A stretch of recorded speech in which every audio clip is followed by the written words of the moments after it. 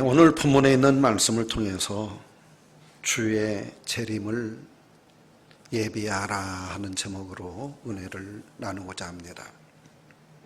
금년도 어느덧 이제 12월 한 달을 남기고 있습니다. 두툼했던 달약이 이제 한 장 펄럭이게 되어지고 그것이 뜯기면 또 새로운 한 해가 시작이 되어지게 됩니다. 하나님의 사람 모세는 시편 90편 10절에서 우리의 연수가 신속히 가니 날아가나이다. 우리 인생 자랑할 것 70년 80년이라고 하지만 그 우리들의 모든 시간들이 신속히 날아간다. 그렇게 고백하고 있습니다. 금년은 특별히 우리의 날들이 신속하게 날아갈 뿐만 아니라 코로나 사태로 인해서 모든 것이 멈춰 서버린, 잃어버린 세월, 아마 역사는 멈춰버린 시간들, 잃어버린 시간이라고 2020년을 기록하게 되어질 것입니다. 분명한 것은 그럼에도 불구하고 우리들이 이 시대를 영적으로 진단한다면 주의 재림이 더욱 가까워졌다고 하는 것입니다. 신구약 성경에 제시하는 확실한 두 가지 진리가 있습니다. 구약 성경은 세상을 구원하러 오실 예수님에 대한 예언의 말씀들이었습니다.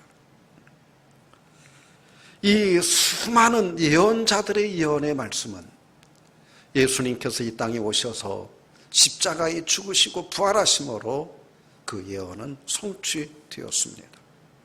그래서 오늘날 모든 사람들이 예수 그리스도를 주님이라고 고백하고 그 이름을 믿음으로 모두 구원에 이르게 되어졌습니다. 그러면 신약 성경이 우리에게 또 말씀하는 예언의 말씀은 무엇입니까? 다시 오실 예수님, 너희들이 믿음에 굳게 서서 믿음을 지키고 하나님의 증인의 사명을 잘해서 주님 오실 때에 그날 상급받는 자들이 되라고 하는 것입니다. 주님은 꼭 오신다. 그래서 주의 날을 예비하라. 이것이 신약 성경이 우리에게 가르쳐주고 있는 또 하나의 예언의 말씀입니다. 여러분, 우리는 주님 다시 오신다는 사실을 이걸 한시라도 잊어서는 안 해야 됩니다.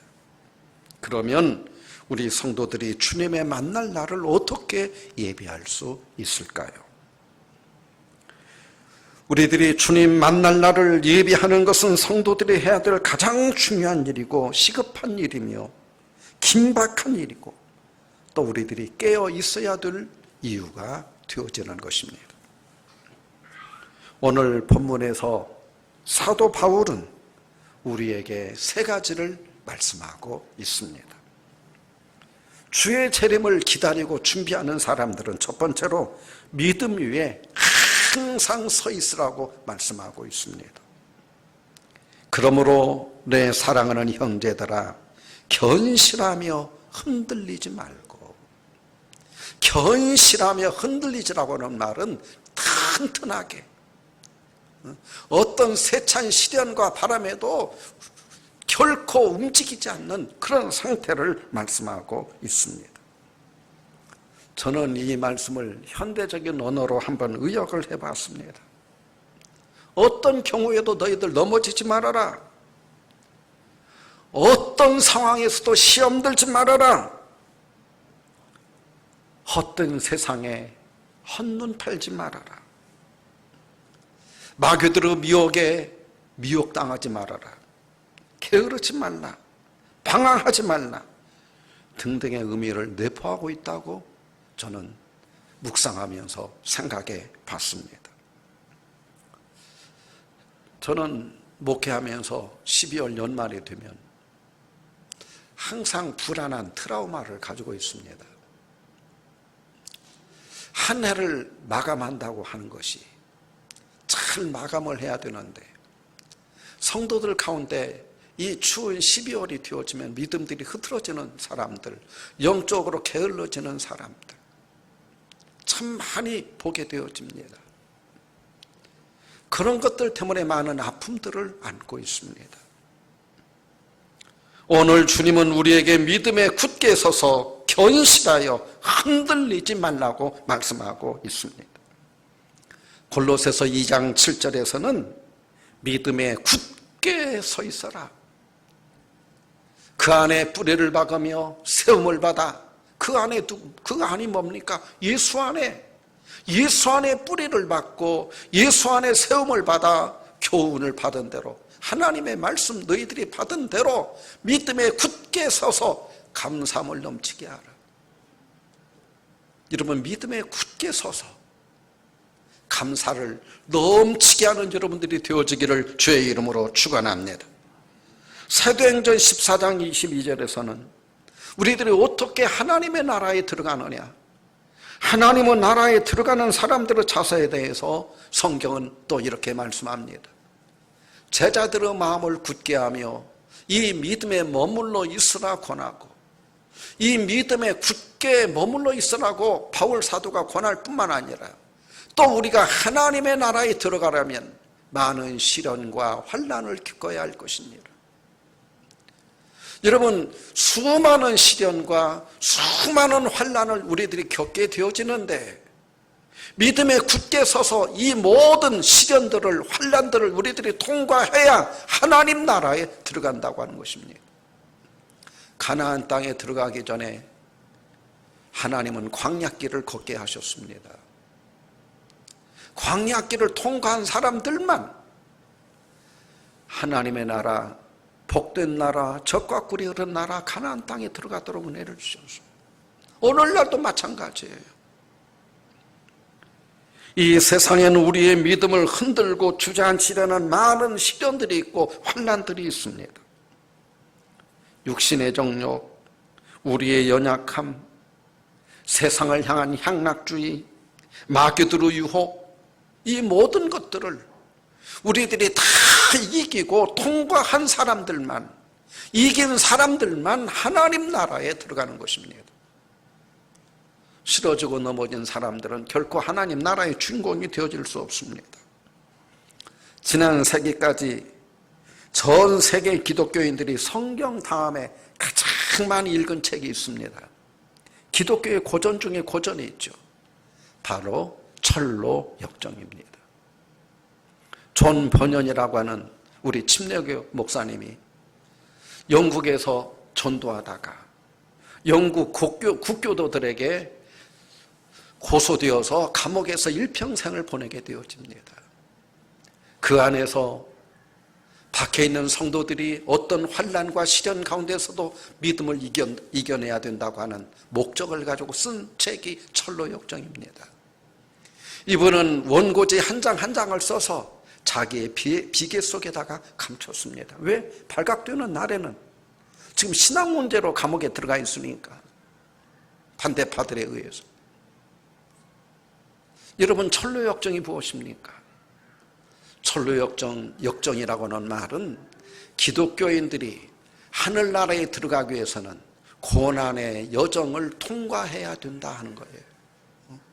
고난의 여정을 통과해야 된다.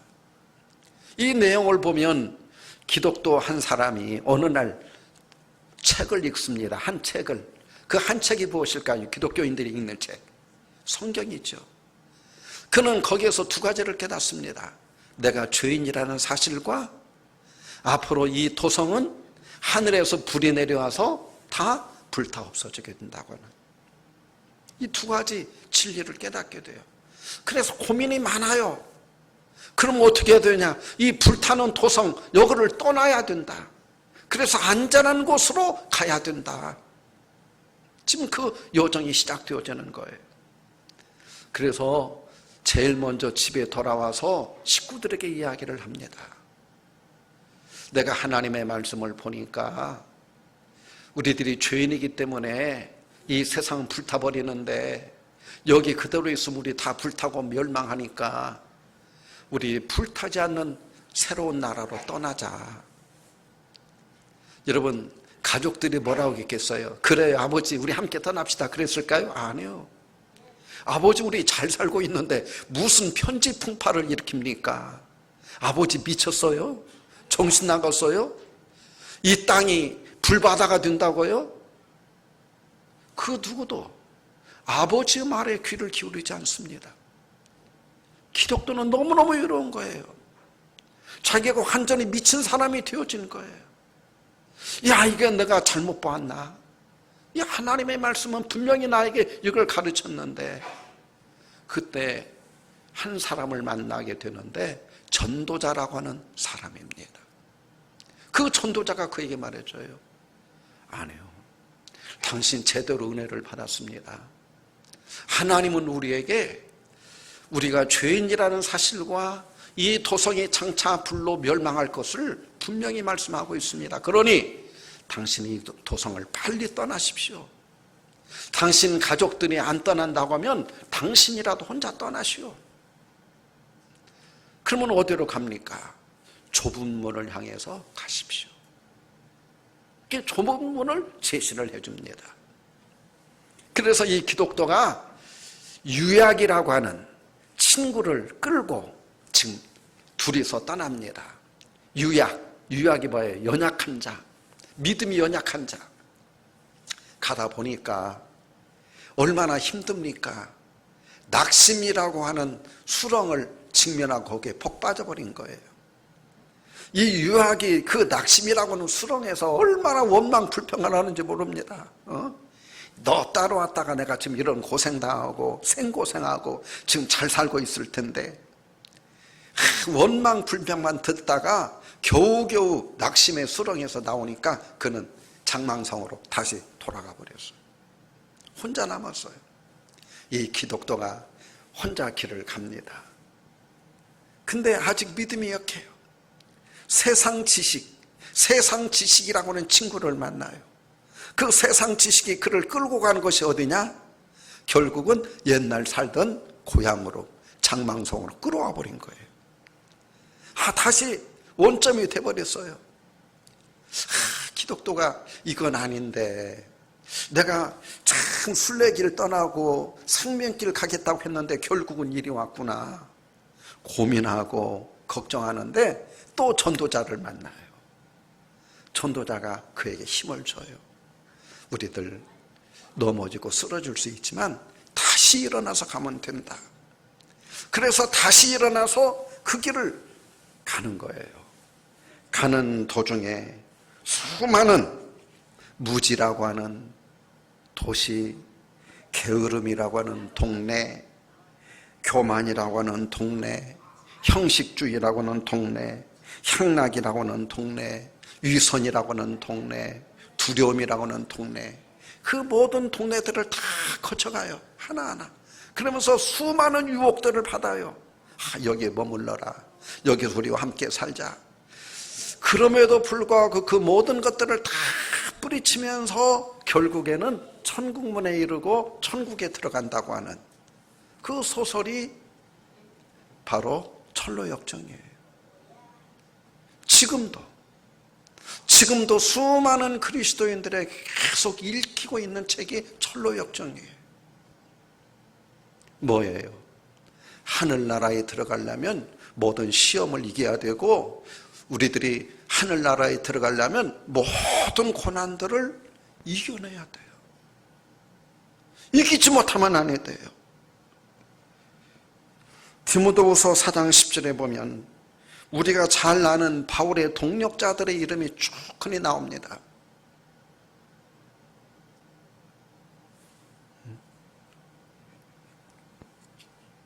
거기에 보면 디모데후서 4장 10절,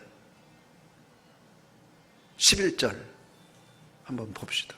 대만은 이 세상을 사랑하여 나를 버리고 데살로니가로 갔고, 그리스게는 갈라디아로, 디도는 달마디아로 갔고, 그런 말씀이 나와요. 속히 내게로 오라. 데마는 이 세상을 사랑하여 나를 버리고 데살로니가로 갔고, 그레스게는 갈라디아로, 디도는 달마디아로 갔고, 누가만 나와 함께 있느니라. 참 저는 이 성경을 읽을 때 얼마나 슬퍼지는지 몰라요. 디모데후서가 어떤 성경입니까? 바울이 가장 늦게 쓴 성경. 이 디모데후서를 쓰고 1, 2년 안에 죽었습니다. 순교했습니다. 그의 인생의 모든 것들이 다 정리되어 있는, 그래서 그가 곧 순교하게 될 것을 예견하고 있었어요. 그래서 그의 인생의 모든 것들을 정리한 책이 디모데후서예요. 그 마지막 부분에서, 가장 마지막이에요. 거기에서 데마는 이 세상을 사랑하여 나를 버리고. 데마, 여러분, 디도 그레스게 누구예요? 바울과 함께 1차 전도여행, 2차 전도여행, 3차 전도여행을 동행해서 한 생에 여러분 화려한 그 선교사의 사명을 감당했던 사람들이에요. 어쩌다가 바울의 마지막에 그들의 이름이 이 세상을 사랑해서 떠나갔다. 얼마나 불행합니까? 주님 만나기를 소망하는 사람들에게 있어서 이것처럼 슬픈 일이 어디가 있습니까? 정말 이것처럼 불행한 일이 어디가 있습니까? 이 편지를 쓰면서 바울이 얼마나 많은 뜨거운 눈물을 흘렸을까요? 하나님, 이게 뭡니까? 이게 뭡니까? 여러분, 저는 목회자로서 이 심정을 이해를 합니다. 조금만 더 가면 주님 만나는데 이게 뭐냐? 이게 뭐냐? 여러분, 주님 만나기를 사모하는 사람들은 믿음 위에 굳게 서기를 주의 이름으로 축원합니다. 두 번째로, 주의 날을 예비하고 주님 만나기를 준비하는 사람들은 주님이 이렇게 말합니다. 주의 일에 항상 더욱 힘쓰는 자들이 되라. 주의 일에 항상 더욱 힘써라. 왜? 주님 만난 날 네 수고가 헛되지 않다. 더 수고해라. 더 수고해라. 여러분, 주님 만나기를 사모하는 우리 대흥 성도님들, 지금까지도 금년 1년도 수고들 많이 했습니다. 근데 주님이 우리에게 원하는 건 더 수고하라는 겁니다. 더 많이 수고해라. 너 수고한 줄 안다. 그러나 더 많이 수고해라. 왜? 이 일은 결코 헛된 일이 아니다라고 말씀합니다. 적자 인생이 되어지질 않아요. 하나님 앞에 서는 날 정말 놀라운 일들이 일어나기 때문이에요. 미국 개척사에 그 초창기에 두 사람의 이름이 나옵니다. 이 젊은이들은 새로운 땅 미국까지 이주를 했습니다. 그 먼 바다를 건너서 대서양을 건너고 태평양을 건너고 인도양을 건너서 미국까지 왔습니다. 왜 왔어요? 신대륙에 올 때는 새로운 삶을 살고 우리들의 운명을 개척해서 여기에서 정말 큰 꿈을 펼치리라, 그런 꿈을 안고 그 많은 환난과 역경을 이기고 왔습니다. 마크 슐츠라고 하는 사람의 마음속에는 내가 이곳에서 돈을 많이 벌어가지고 절대 내 후손들에게는 가난을 물려주지 않으리라, 그런 꿈이 있었어요. 또 한 사람, 요나단 에드워드라고 하는 사람은 나는 하나님의 축복받아서 하나님의 놀라운 은혜로 이곳에서 내 후손들이 자유를 누리고 정말 진리로 사는 그런 가문을 이루리라. 이 두 사람이 원대한 꿈을 꾸게 됩니다. 그래서 마크 슐츠라고 하는 사람은 나는 돈을 많이 벌어야 되겠다. 돈을 많이 벌려면 어떻게 해야 되느냐? 사람들을 기쁘게 하고 사람들에게 인기 있으면 내가 돈을 많이 번다. 그래서 큰 술집을 내고 도박장을 냅니다. 그리고 어마어마한 돈을 벌었어요. 요나단 에드워드는 나는 하나님의 축복받아야 되고 나는 말씀의 길을 갈 것이며 하나님 기쁘게 하기 위해서 복음 전하는 사람이 되리라. 그래서 그는 신학교에 들어가서 목사가 되었습니다. 이 두 사람의 역사는 그렇게 시작이 됩니다. 역사가들이 150년이 지난 후에 그들의 5대 후손들을 조사를 했습니다. 마크 슐츠의 자손들은 150년 만에 1060명이 살고 있었는데 그 중에 5년 이상 감옥살이 하고 있는 사람이 96명이고 창녀가 65명이고 정신 이상 알코올 중독자들이 58명이나 되었으며 자기 이름조차도 쓰지 못하는 문맹인이 450명이나 되었습니다. 하나님을 기쁘게 해서 하나님 복 받겠다고 했던 이 요나단 에드워드의 5대 손은 1394명이었는데 그 당시에 부통령이 1명, 주지사가 3명, 대학 총장이 13명, 교수, 교사가 86명, 시장이 3명, 장차관이 82명, 변호사가 149명, 검사가 48명, 의사가 68명, 사학가가 75명, 발명가가 25명, 목사가 116명, 군인이 76명이나 되었다고 하는 것입니다. 여러분, 출발선의 방향이 틀렸더니 그 결과는 어마어마한 그런 결과를 가져오게 되었습니다. 우리들이 주의 일에 여기 주님이 전제하고 있습니다. 주의 일에 더욱 힘쓰라는 겁니다.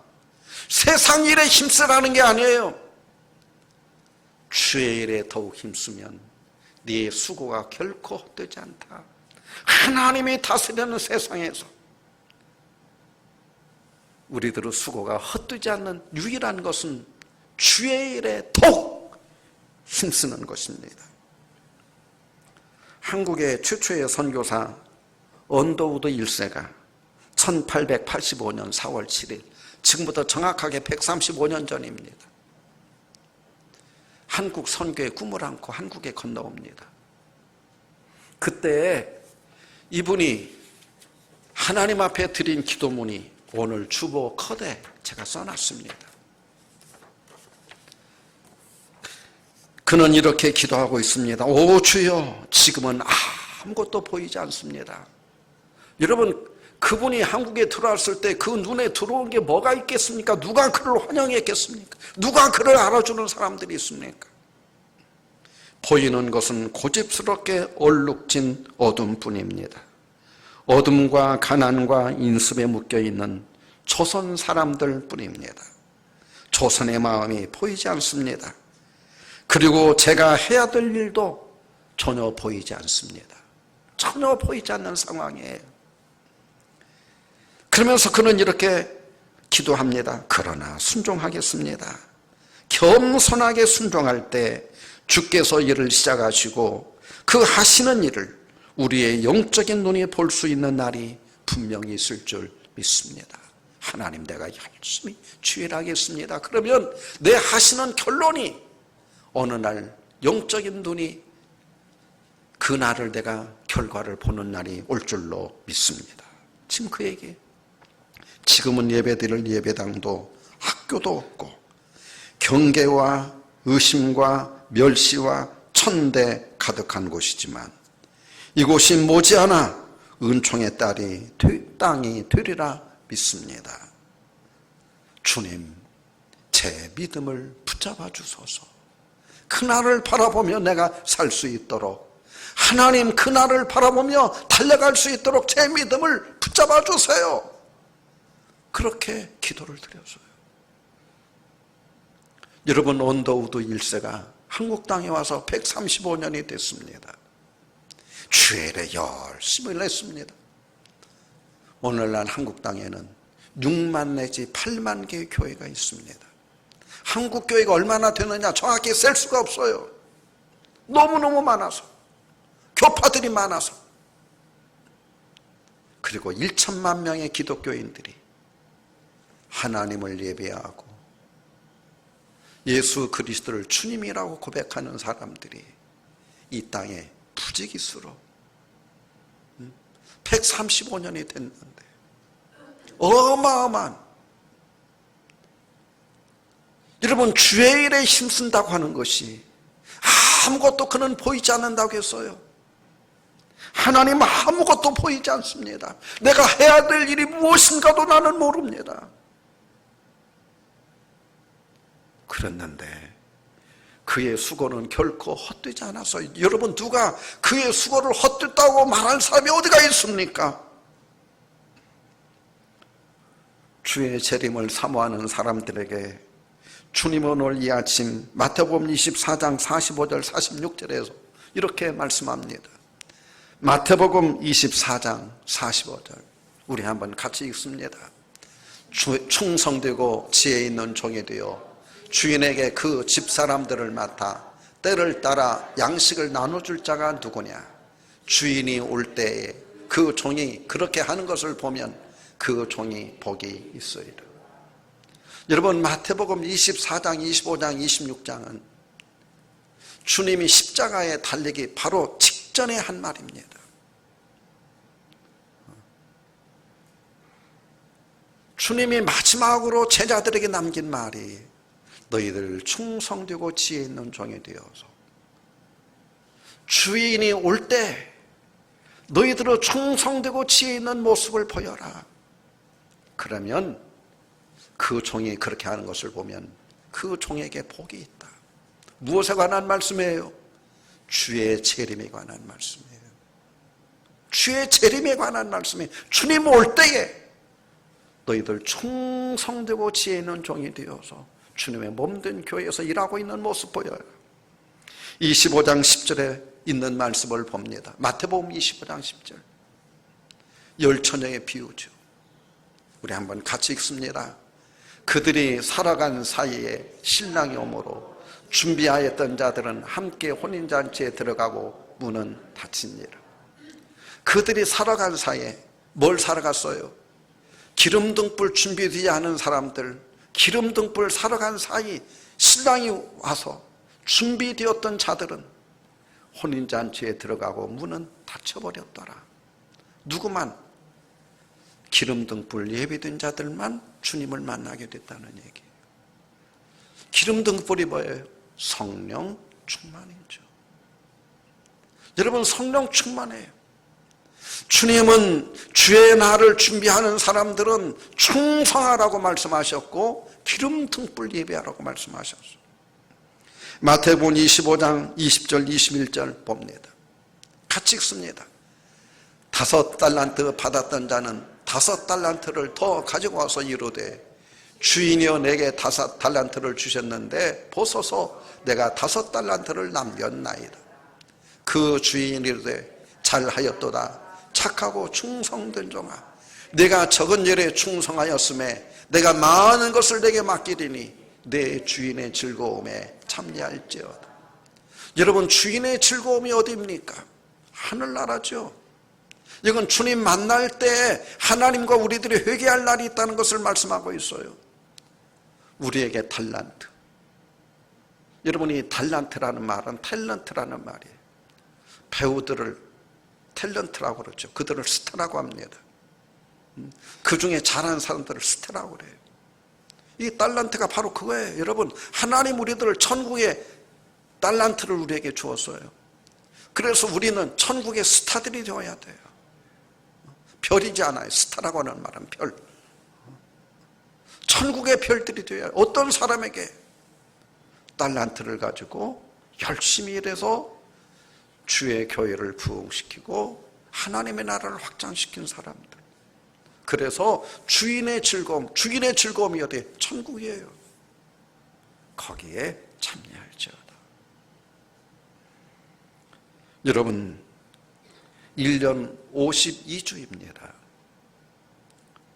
우리들이 예수 그리스도를 주님이라고 부르면서 우리가 주일 한 번도 안 빠져도 52주밖에 안 됩니다. 쉬운 2번밖에 안 돼요. 석양 예배에 나오면 104번입니다.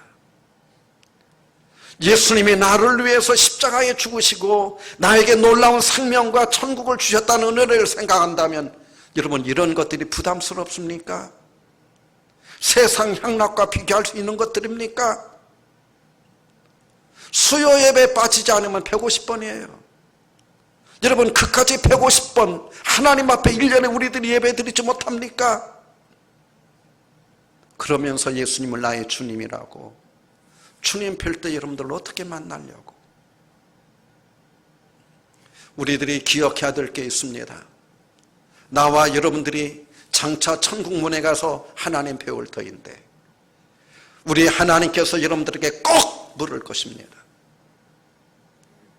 너는 내 아들 예수 그리스도를 주라고 고백하면서 예수와 함께 그리스도의 일에 얼마나 헌신하고 그리스도의 이 복음을 전파하기 위해서 얼마나 수고했느냐. 이 영광스러운 복음을 전파하기 위해서 네가 얼마나 했었느냐. 이것은 우리 주님이 꼭 나와 여러분 모두에게 부를 것입니다. 수능이 며칠 남지 않았습니다. 수능 잘 보려면 어떤 문제가 나올까 학생들이 예견을 하고 그것들을 준비합니다. 여러분, 우리들이 주님 만날 날이 분명하다면, 주님이 우리에게 물을 것을 예견할 줄 모른다면 그것은 바보들입니다. 준비해야 돼요. 마지막으로 주님은 그날을 준비된 성도들에게 영광의 날이라는 걸 말합니다. 너희 수고가 주 안에서 헛된질 한다. 헛되지 않다. 그날이 영광의 날이다.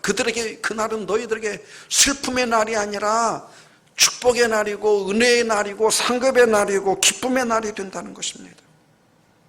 성경의 시작은 창세기 1장 1절로 시작합니다. 하나님이 태초에 천지를 창조하셨다. 우주의 시작이 하나님이라는 걸로. 여러분, 성경 마지막은 요한계시록입니다. 요한계시록 22장 20절을 우리 한번 같이 읽습니다. 성경의 마지막 절 요한계시록 같이 읽습니다. 시작. 이것들을 증언하시니가 이르시되 내가 진실로 속히 오리라 하시거늘 아멘. 주 예수여 오시옵소서. 여러분, 성경의 마지막이 어떻게 쓰여진 줄이나 아십니까? 주님이 내가 꼭 오마, 내가 다시 오마. 이게 성경의 마지막의 마무리예요.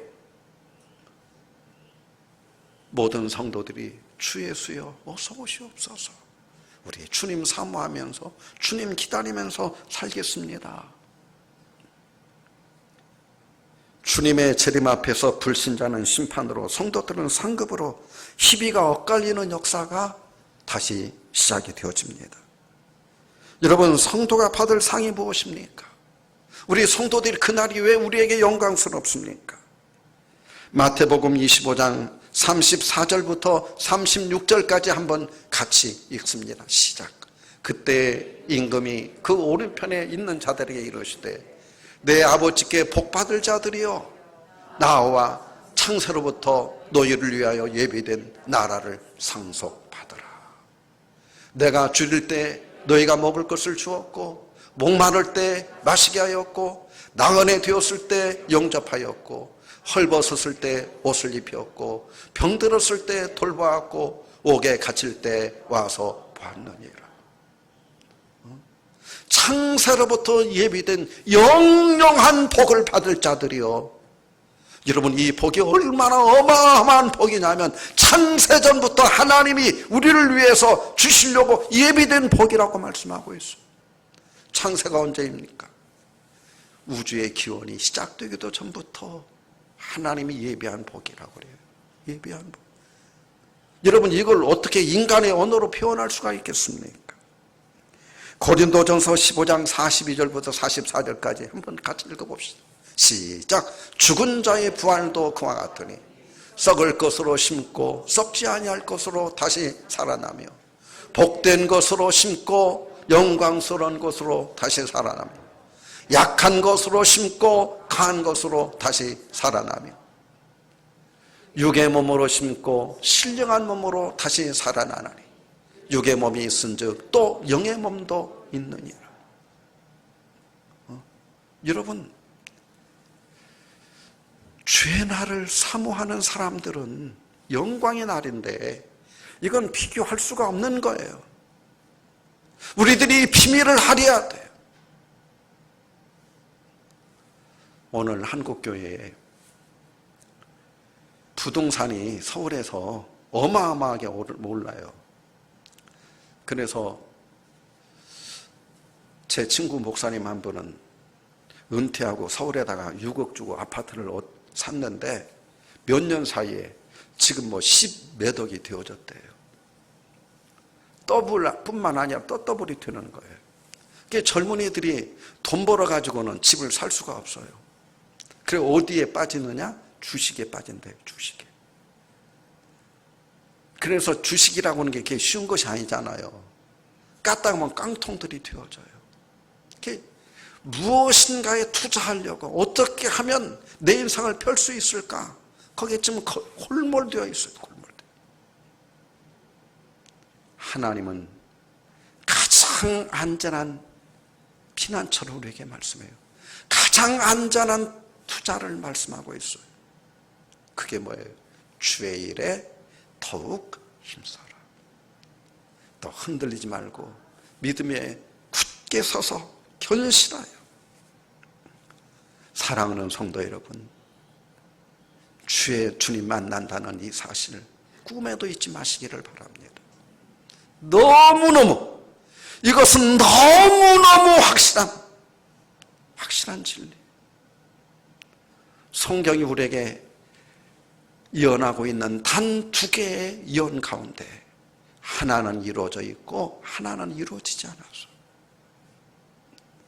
주님 만날 날, 여러분 깨어서 믿음 위에 굳게 서서, 여러분들이 정신병자가 아니라면, 정말 여러분들이 가짜 믿음이 아니라면 굳게 서서 흔들리지 말고 주의 일에 더욱 힘쓰는 자들이 되시기를. 이것은 결코 여러분 헛된 일이 아니니까, 헛된 일이 아니니까 여러분 되시기를 주의 이름으로 축원합니다. 기도드립니다.